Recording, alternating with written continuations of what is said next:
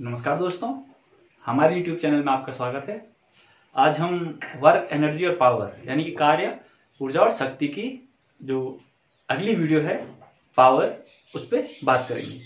अच्छा, पावर होता क्या है? हमने सुना होगा कई बार, पावर, इस गाड़ी में ज़्यादा पावर है, इसमें कम पावर है, या फिर इसका इंजन ज़्यादा पावरफुल है, ऐसा कुछ सुना होगा। तो ये पावर होती क्या है? ठीक है, तो पहले पावर में बात कर लेते हैं। पावर होती है आपने कम से कम समय में कितना ज्यादा काम किया। ठीक है, कम समय में काम ज्यादा कितना किया, वो ही पावर है। यानी कि अगर कोई भी वस्तु 1 सेकंड में 10 जूल काम कर रही है और दूसरी वस्तु 1 सेकंड में 20 जूल काम कर रही है, तो यानी कि 20 जूल वाले की पावर ज्यादा है। उदाहरण पे आपने पुराने बल्ब देखे होंगे, 60 वाट के आते थे, 100 वाट के आते थे। इसका मतलब क्या था? 1 सेकंड में जो बल्ब 100 वाट खा रहा है उसकी पावर ज्यादा है। ठीक है, बताते हैं आपको। आपने सुना था 100 वाट और 60 वाट, ये 2 बल्ब आते थे पहले। ठीक है, तो 100 वाट का मतलब जो पावर है 100 जूल कंज्यूम कर रहा है 1 सेकंड में। 1 सेकंड में 100 जूल कंज्यूम कर रहा है तो 100 वाट का, और 60 जूल कंज्यूम कर रहा है तो 1 सेकंड में, तो कितना हो गया? 60 वाट का। ठीक है, जो जितनी ज्यादा ऊर्जा कम समय में कंज्यूम करेगा या उपयोग में लाएगा, वो क्या है? उतनी ज्यादा पावर हो जाएगी। ठीक है, पावर क्लियर हुआ आपको? ठीक है, तो यानी कि पावर का सूत्र क्या है? पावर होता है रेट ऑफ डूइंग वर्क, कार्य करने की दर, W/T। पावर का क्या है? Work done upon time taken. अब वर्क किसमें होता है? जूल में, और टाइम होता है सेकंड में। तो पावर की एसआई यूनिट क्या हो जाएगी? जूल पर सेकंड। ठीक है, पावर को किसमें नापेंगे? जूल पर सेकंड, और इसी को कहते हैं हम what.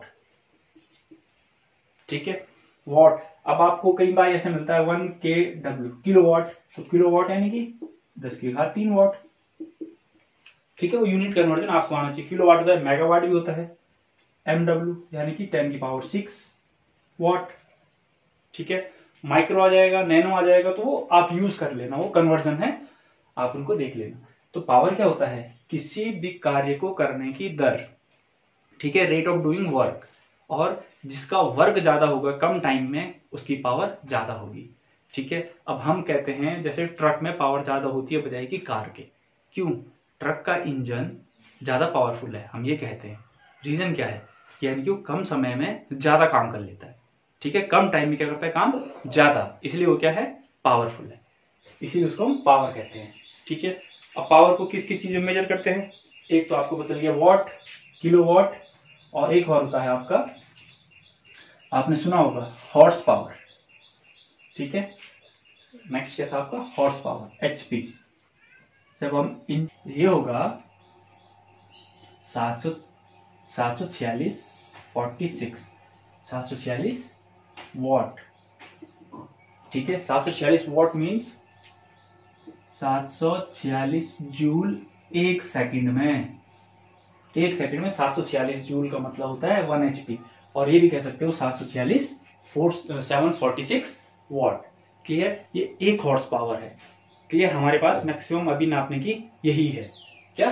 1 horse power equal to 746 या फिर 746 जूल अपॉन सेकेंड। ये अश्व शक्ति, ये पावर नापने की यूनिट है। अच्छा, अब आपने घरों में मीटर देखे होंगे। ठीक है, जो बिजली के मीटर होते हैं, पहले तो यहाँ पे रीडिंग चलती रहती थी घूमने वाली।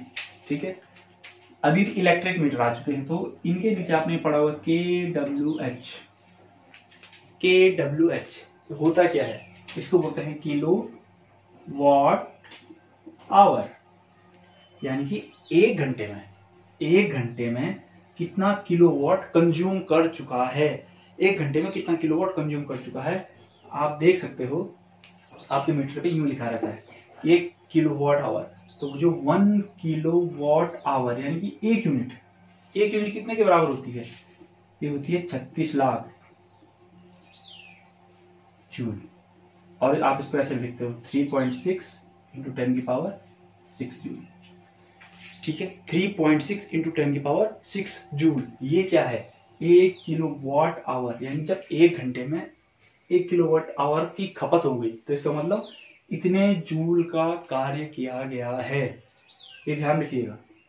ठीक है, 1 किलोवाट आवर मतलब एक रीडिंग किसकी है? जब आपकी सिर्फ एक रीडिंग, तो आपने इतना कंज्यूम कर दिया है। क्लियर? ये है, इसको बोलते हैं commercial unit of electric current या फिर कॉमर्शियल यूनिट ऑफ पावर। आप यूज कर सकते हो आपके पास जिस टॉपिक के अकॉर्डिंग है। ठीक है, तो ये क्लियर हो गया कि घरों में 1 किलोवाट आवर का मतलब कि आपने 1 किलोवाट पर आवर में कंज्यूम किया है, तो इसका मतलब आपने उस समय कितनी एनर्जी यूज कर दी है, कितना कार्य कर दिया है? 3.6 इंटू 10⁶ जूल। क्लियर? ये था आपका पावर, शक्ति। ठीक है, अब जिसकी पावर ज्यादा होगी यानी उसने कार्य भी ज्यादा किया होगा, पर आपको समय भी देखना पड़ेगा उसमें। ठीक है, कम समय में ज्यादा कार्य, तो पावर भी इतना ही है। तो चलिए आगे बढ़ते हैं। ट्रांसफॉर्मेशन ऑफ एनर्जी, यानी कि एनर्जी का परिवर्तन।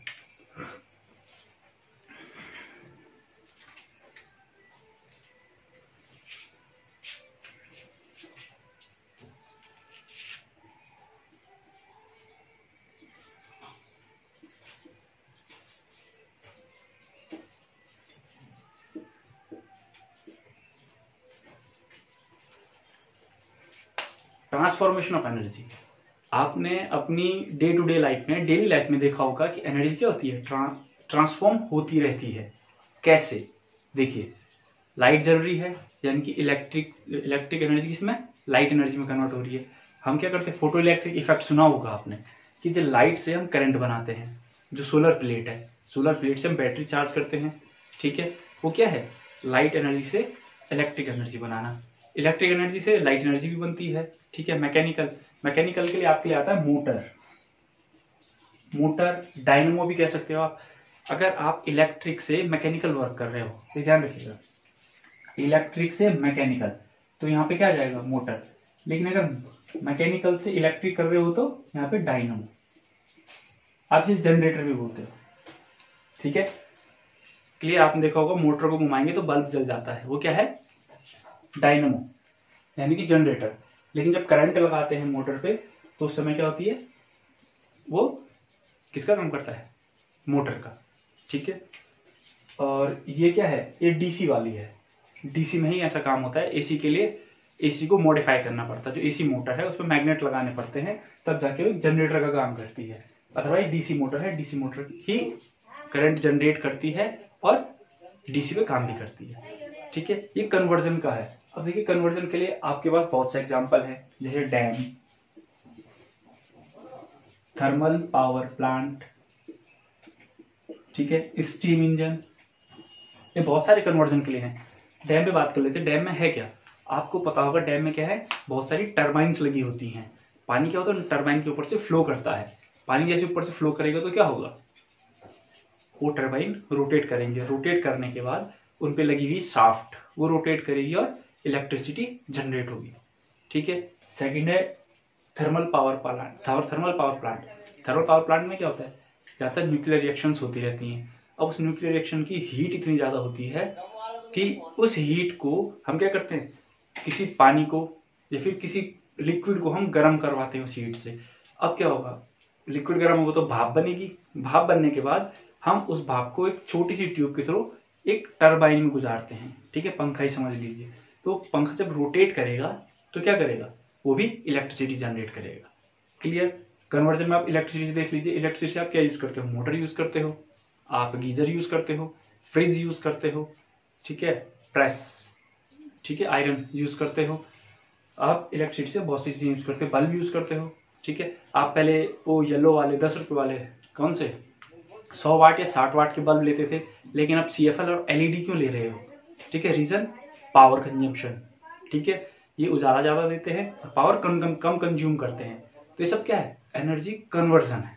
ठीक है, आप एनर्जी कन्वर्जन ही करवा रहे हो।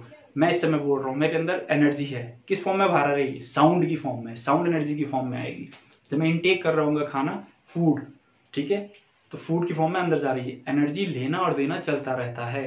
एनर्जी खत्म नहीं होती है। लास्ट वीडियो में मैंने यही कहा था, energy neither be created nor be destroyed, only transfer from one form to another form. इस चीज का आपको ध्यान रखना होगा। उदाहरण से समझते हैं एनर्जी कन्वर्जन के बारे में, ठीक है।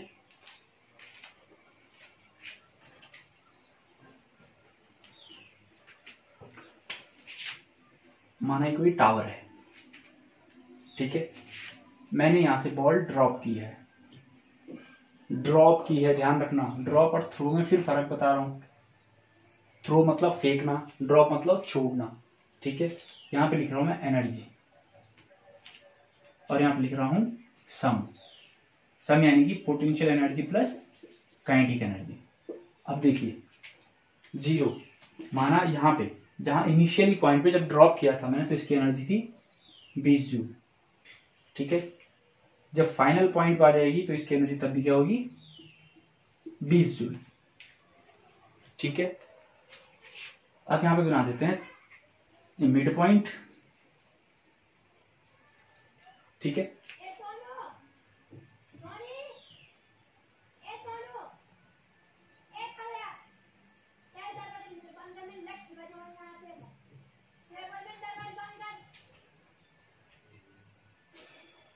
देखिए ये 20 जूल है पहले पॉइंट पे, दूसरे पॉइंट में भी 20 जूल होगी, हर जगह पे एनर्जी 20 जूल ही रहेगी। लेकिन फर्क कहां से पता चलेगा, फर्क पता चलेगा यहां से है क्या। देखिए यहां पे तो 20 जूल थी, तो 20 जूल यानी कि यहां पे सिर्फ और सिर्फ पोटेंशियल एनर्जी थी, काइनेटिक नहीं थी। क्यों? क्योंकि मूव नहीं कर रहा था, रुका हुआ था। मैंने यहां से जैसे छोड़ा तो इसने क्या किया, वेलोसिटी गेन की है, ठीक है। यहाँ पे वेलोसिटी 0 थी और यहाँ पे वेलोसिटी मैक्सिमम थी, इतना क्लियर है।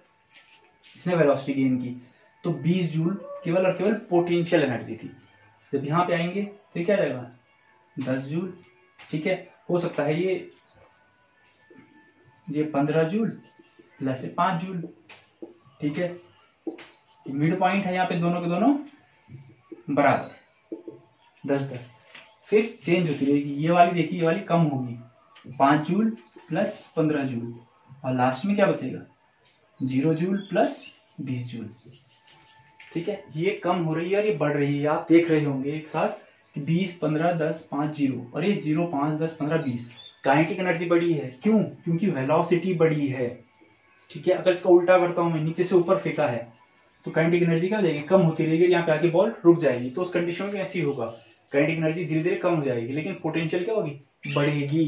ये ध्यान रखिएगा, ये क्या है, कन्वर्जन के लिए है, ठीक है। एनर्जी कन्वर्ट ऐसे होती है, आपकी कोई भी हो। ये सिर्फ पोटेंशियल और काइनेटिक के बीच बताया है, आप इलेक्ट्रिक और लाइट के बीच भी यूज कर सकते हो, ठीक है। आप किसी के बीच भी यूज कर सकते हो, ठीक है। तो एनर्जी कन्वर्जन में भी इतना ही था। अगर आपको कोई डाउट हो तो प्लीज कमेंट कीजिएगा। तब तक के लिए थैंक यू, कीप वॉचिंग।